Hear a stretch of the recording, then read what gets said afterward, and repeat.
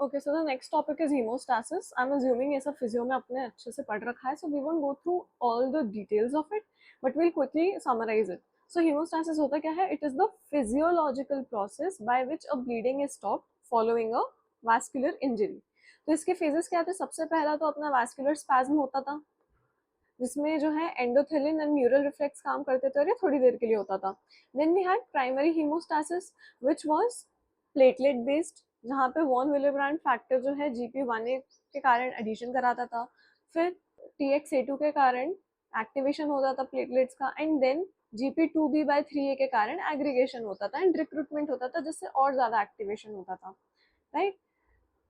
और इससे क्या बनता था? प्राइमरी प्लग का फॉर्मेशन हो जाता था. अब इसके बाद होता था सेकेंडरी हीमोस्टासिस. सेकेंडरी हीमोस्टासिस कौन सा था? कोआगुलेशन फैक्टर वाला.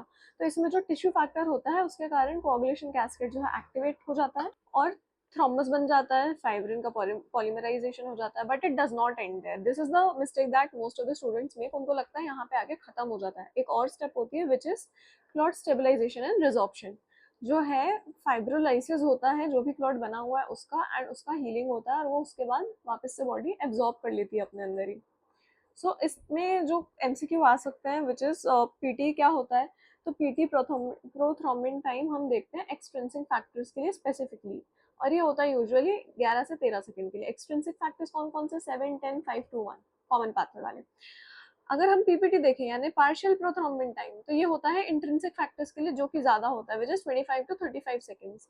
ये होता है 12, 11, 9, 8, 10, 5, 2, 1, राइट. तो इसमें ये वाले भी काउंट हो रहे हैं प्लस ये वाले भी काउंट हो रहे हैं. सो इंट्रिंसिक कैस्केड को कितना टाइम लग रहा है वो हम देखते हैं PPT से, और एक्सट्रिंसिक को कितना टाइम लग रहा है वो हम देखते हैं PT से. अब फाइब्रोनोलिटिक्स पे वेरी शॉर्ट नोट आ सकता है. You just need to know the name which is plasmin, D-dimer, plasminogen, TPA which is tissue plasminogen activator and alpha plasmin inhibitor. तो अब जो प्लाज्मिन होता है ना वो फाइब्रिन को डाइजेस्ट कर लेता है. अब ये जो प्लाज्मिन टूटता है, देखो बहुत ज्यादा फाइब्रिन होगा अगर, तो प्लाज्मिन भी बहुत ज्यादा बनेगा. जितना ज्यादा प्लाज्मिन होगा टूट के उतना ज्यादा डी डाइमर बनेगा. अब इस सिस्टम को ये इसमें टूट के कन्वर्ट हो रहा है और इन दोनों को एक्टिवेट करने के लिए ये है और इनहिबिट करने के लिए ये है, करेक्ट. अब एंडोथीलिया का role in thrombosis, you don't need to know it in a lot of detail, but हम एक बार बस देख लेते हैं. सबसे पहला तो ये रोकता है थ्रोम्बोसिस होने के लिए. एंडोथीलियल सेल्स थ्रोम्बोसिस को रोकने की कोशिश करते हैं. कैसे?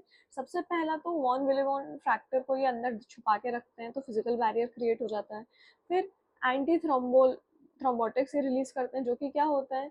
PGI2, NO, हेपारिन सल्फेट, थ्रोम्बोमोड्यूलिन, है ना, TFPI, TPA, ये सारे.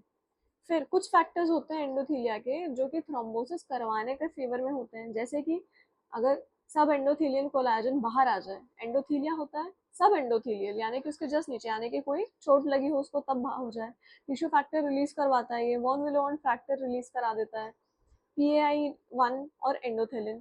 तो ये सारे कब होते हैं? जब भी एंडोथीलिया में कोई इंजरी हो रही होती है तब.